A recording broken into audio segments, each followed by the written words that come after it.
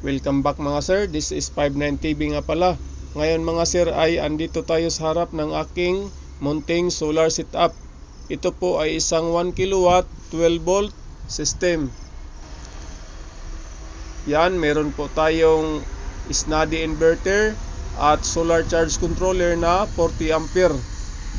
Tapos meron po tayong tatlong pirasong 12 volt 100 Ah VRLA battery. At ito rin po ang ating LVD module na ito ang nagdra-drive nitong ating main relay na nagkakat sa positive line from battery to inverter positive line. Time check mga sir is 9:30 pa ng umaga pero ang ating battery is nasa 14.4 na po. Yan, boosting na po ang kanyang lead indicator. Ibig sabihin malapit na po itong mag-float or ma-full charge. So ganyan talaga mga sir pag malapit nang masira ang battery. Madaling mag-charge at madali ring mag-discharge. So sa ngayon, since almost 2 years na po itong ating setup mga sir at wala nang mga warranty ang ating mga equipments, naisipan kong mag-conduct tayo ng PM or preventive maintenance. So itong ating SNADI is ibababa ko to para malinisan ang kanyang loob at matingnan natin ang kanyang laman. So ito po ang kanyang exhaust is napakarumi na po. Yan, marami ng alikabok na nahigop. Dito sa gilid ang kanyang breather or dito po dadaan ang fresh air papunta sa system dito sa loob ng ating inverter at palabas dito. At ito na mga sir, nailabas ko na ang ating inverter para makapaglinis na tayo. Ito po ang kanyang exhaust. Yan, napakakapal na po sa kanyang alikabok. How much more pa kaya dito sa kanyang loob? Lalong-lalo na dito sa amin na nasa tabi kami ng dagat, kaya kailangan talaga nito ng periodic cleaning. Napaka-destructive kasi ng sea breeze mga sir galing dagat, lalong-lalo na dito na more on SMD parts na po ang laman nitong ating SNADI.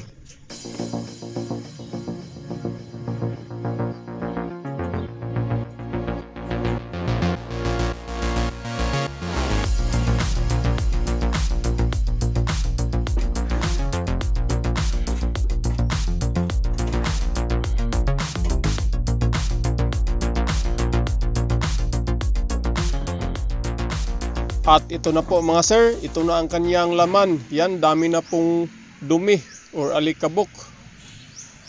Pati dito sa kanyang bottom side, malapit ng kalawangin. Yan, ito ang heatsink sa kanyang mga power MOSFET. Tapos malalaki po ang kanyang mga wirings.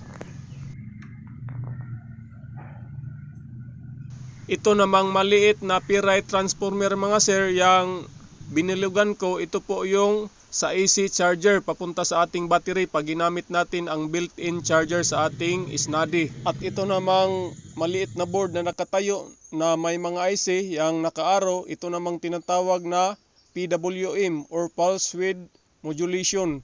Ito po yung nagsiswitch sa ating mga power MOSFET para magiging pure sine wave po ang lumalabas dito sa ating inverter. At ito naman po ang kanyang low frequency toroidal transformer. Nasa 6 inches by 4 inches po ang kanyang tayo. So maglinis muna tayo mga sir. Tanggalin natin ang mga ilang wirings at ang kanyang exhaust fan para makabuili tayo sa pag brush dito sa kanyang board. Sa paglinis sa kanyang board mga sir, kailangan dahan-dahan dahil maliliit po ang mga parts niya, mga SMD. So ito na po ang kanyang exhaust fan. Yan, napakakapal na po sa dumi, magkabilaan. So bali ito po ang ating mga power MOSFET, yung naka-attach sa heatsink. Ito po ang kulay itim, ang negative. Meron siyang 8 pirasong power MOSFET. Tapos ito namang sa kabila, which is positive, meron din po itong 8 pirasong power MOSFET. So all in all, meron po siyang 16 pirasong power MOSFET para sa 1 kilowatt SNADI. At ito po ang ating battery input. Bagsak yan dito. Yan, positive at negative. So medyo malaki po ang wire na kanilang ginagamit, nasa 6 EWG.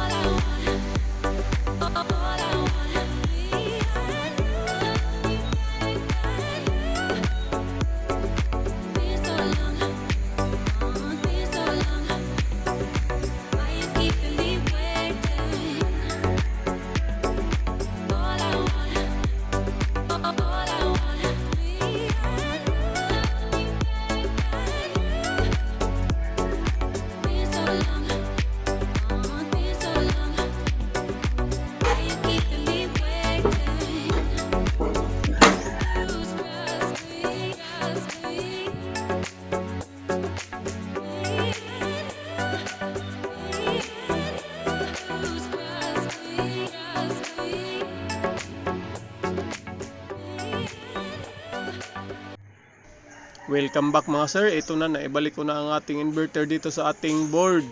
At the same time, nagkaroon po tayo ng retightings sa ating mga termination from ECC dito sa ating mga circuit breakers. Yan, hinigpitan natin yan. Pati dito sa ating main relay. At siyempre dito sa ating battery. Kasama din yan sa retightening. Pati dito sa ating breaker before itiis at itong itiis mismo. Pati dito sa ating analog meter. At naibalik ko na rin ang AC output, pati ang positive and negative terminal dito sa ating inverter. Yan. So ano pang hinintay natin? Pwede na nating i-power on ang ating inverter. Bakit wala? Nakalimutan ko pala. Nakababa pa ang circuit breaker ng battery to inverter line.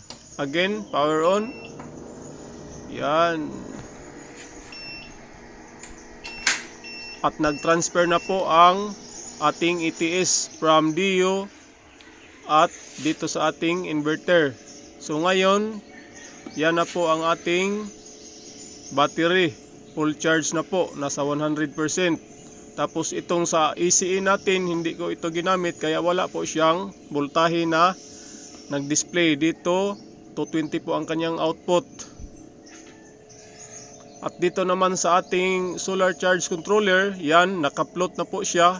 Ito po ang kanyang lead indicator, parang strobe light ng helicopter. Ito, nag-display na po siya ng float at nasa 13.8 na po ang ating full charge. Iyon lang po mga sir. Ganito lang kasimple ang ating solar setup, pero malaking pakinabang tuwing may brownout. At by the way, isi-share ko rin sa inyo mga sir itong aking ginawang DIY cable tray. Gawa lang po ito sa 1/2 marine plywood. At ito na po yung video na yon kung paano ko ginawa ang cable tray na to. Mahal kasi ang cable tray mga sir. So dito sa ibabaw, nagplano akong lagyan ko ito ng takip, parang canopy, para hindi po siya madaling mabasa kung sakaling may buslot ng ating bubong, para safe itong ating solar setup. Kaya kung may balak din kayo magtayo din ng munting solar setup katulad dito, i-go nyo lang yan mga sir. Lalong lalo na sa mga lugar na madalas mag-burn out. Talagang sulit po ang may katulad nito. Itong sa akin, i-share ko lang. Nasabi ko na sa early on this video na almost 2 years na po ang solar setup kong ito, pero hindi pa po nagka-aberya. So, nasa 35 to 40k po ang gastos ko nito. bukod pa dyan ang labor. Kaya tipid pa sa kuryente, although abra po ang inyong gasto, pero sulit naman. So dati may monthly bill po ako na 400 to 500 pesos, pero ngayon mula nang nagka-solar ako ay magbibil na lang po ako ng 100 to 100 plus. Yun ay dahil sa plancha at minsan akong gumagamit ng power tools. Di kasi kaya sa 1 kilowatt solar setup ang mga demotor, mga power tools, plancha, kaya mas maganda kung may pira kayo, diretso na kayo sa 3 kilowatt solar setup.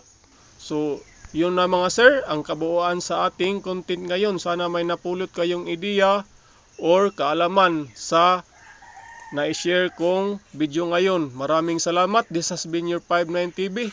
Thank you!